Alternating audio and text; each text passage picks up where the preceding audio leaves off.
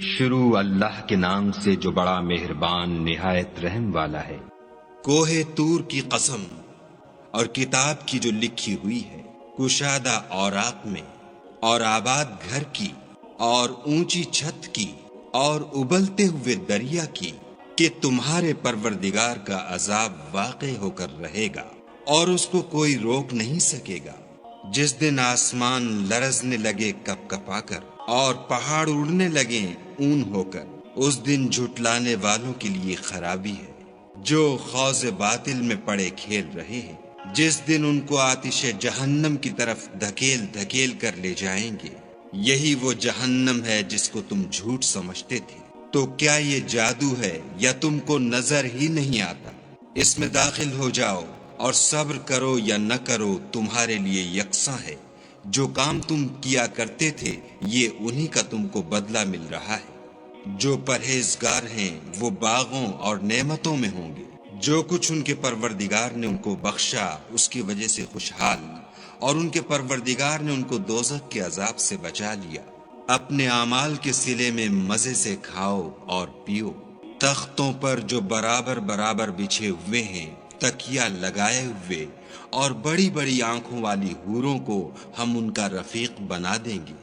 اور جو لوگ ایمان لائے اور ان کی اولاد بھی راہ ایمان میں ان کے پیچھے چلی، ہم ان کی اولاد کو بھی ان کے درجے تک پہنچا دیں گے اور ان کے اعمال میں سے کچھ کم نہ کریں گے۔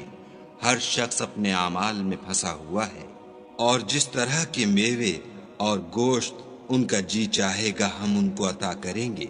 وہاں وہ ایک دوسرے سے جام شراب جھپٹ لیا کریں گے، جس کے پینے سے نہ ہذیان سرائی ہوگی نہ کوئی گناہ کی بات۔ اور نوجوان خدمتگار جو ایسے ہوں گے جیسے چھپائے ہوئے موتی ان کے آس پاس پھریں گے، اور ایک دوسرے کی طرف رخ کر کے آپس میں گفتگو کریں گے، کہیں گے کہ اس سے پہلے ہم اپنے گھر میں خدا سے ڈرتے رہتے تھے، تو خدا نے ہم پر احسان فرمایا اور ہمیں لو کے عذاب سے بچا لیا۔ اس سے پہلے ہم اس سے دعائیں کیا کرتے تھے، بے شک وہ احسان کرنے والا مہربان ہے۔ تو اے پیغمبر صلی اللہ علیہ وآلہ وسلم، تم نصیحت کرتے رہو، تم اپنے پروردگار کے فضل سے نہ تو کاہن ہو اور نہ دیوانے۔ کیا کافر کہتے ہیں کہ یہ شاعر ہے اور ہم اس کے حق میں زمانے کے حوادث کا انتظار کر رہے ہیں؟ کہہ دو کہ انتظار کیے جاؤ، میں بھی تمہارے ساتھ انتظار کرتا ہوں۔ کیا ان کی عقلیں ان کو یہی سکھاتی ہیں؟ بلکہ یہ لوگ ہیں ہی شریر۔ کیا کفار کہتے ہیں کہ ان پیغمبر نے قرآن از خود بنا لیا ہے؟ بات یہ ہے کہ یہ خدا پر ایمان نہیں رکھتے۔ اگر یہ سچے ہیں تو ایسا کلام بنا تو لائیں۔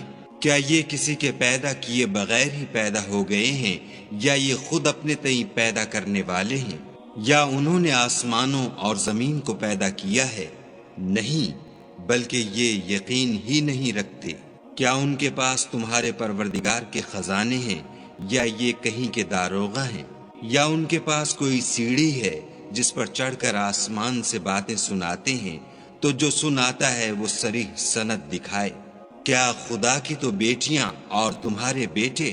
اے پیغمبر صلی اللہ علیہ وآلہ وسلم، کیا تم ان سے صلح مانگتے ہو کہ ان پر تاوان کا بوجھ پڑ رہا ہے، یا ان کے پاس غیب کا علم ہے کہ وہ اسے لکھ لیتے ہیں؟